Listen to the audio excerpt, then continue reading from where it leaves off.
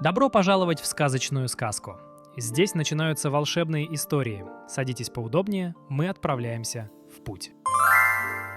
В один теплый солнечный день девочка-разбойница Лина проснулась раньше обычного.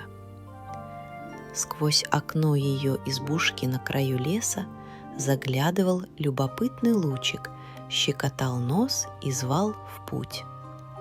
Лина потянулась, умылась росой из чашечки лопуха, покормила синичек крошками от вчерашнего пирога и подошла к своему тайнику под корнем дуба. Там хранилась ее карта леса.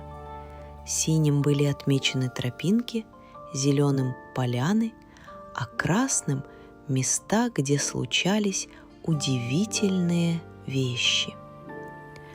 Но одно пятнышко в центре карты все еще было пустым. «Пора и туда наведаться», — сказала Лина, поправляя зеленый камзол и пряча нож за поясом. Она шагала бодро, подскакивая на корнях, ловко перепрыгивая через ручьи. Все было как всегда, пока лес вдруг не изменился.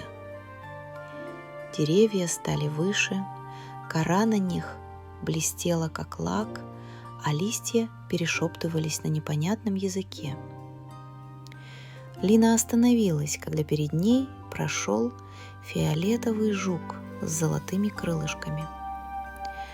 Он издавал звук, будто играет на флейте, а следом пролетела птица с прозрачными крыльями, похожими на витраж. Она пела мелодию, похожую на песню ветра. «Что вы говорите?» — спросила Лина, но ни один зверек ее не понял. Она шла дальше, все глубже, туда, где солнце едва пробивалось сквозь листву. И вдруг сквозь кусты увидела озеро. Это было непростое озеро.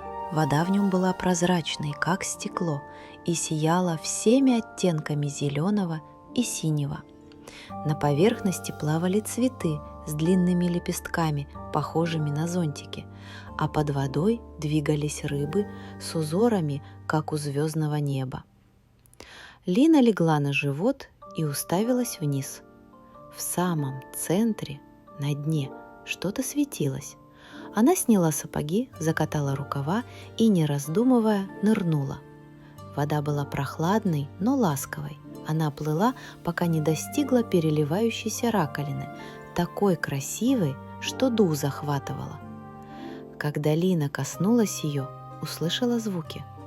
Сначала легкий шум, как в обычной ракушке. Потом голоса. Кто-то смеялся, кто-то пел, кто-то рассказывал сказку. Она услышала, как идет настоящий дождь, как шумит настоящее море, которого никогда не видела. Она вернулась на берег, крепко держа раковину, поднесла ее к уху и услышала голос, очень знакомый. «Это же Амелия!» Она тихонько произнесла в раковину. «Амелия, ты меня слышишь?» Где-то далеко в замке девочка по имени Амелия с черными косами и ручным хомячком вдруг вздрогнула. В ее ушах, будто в сонной песне, раздался голос. «Лина, это ты?» Она услышала плеск волн, дождь по листьям, смех и тихий голос подруги. Ответить она не могла, но слушала, затаив дыхание. Когда Лина открыла глаза, перед ней появился дух леса. Он был как ветер, как свет между ветвями, как дыхание самого леса. Он молча смотрел, и девочка не испугалась. «Можно мне оставить эту раковину?» — спросила она. «Я хочу делиться ею». Дух склонил голову, и раковина засияла золотым узором, знаком разрешения. На обратном пути Лина шла медленно, и каждый шаг казался волшебным. Птицы пели новую песню, а карта у нее в руке светилась. Там, где было белое пятно, теперь горел символ — звездочка с завитком. Когда Лина вернулась в избушку, было уже темно. Она села у окна, положила раковину рядом и сказала: «Сегодня ты покажешь мне мир, а завтра я покажу тебя Амелии».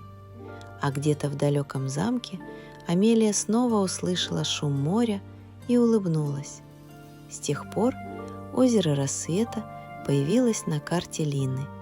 Говорят, если ты добрый, честный и смелый и пройдешь туда по следу летающих звездочек, раковина и тебе расскажет, что творится в далеких мирах.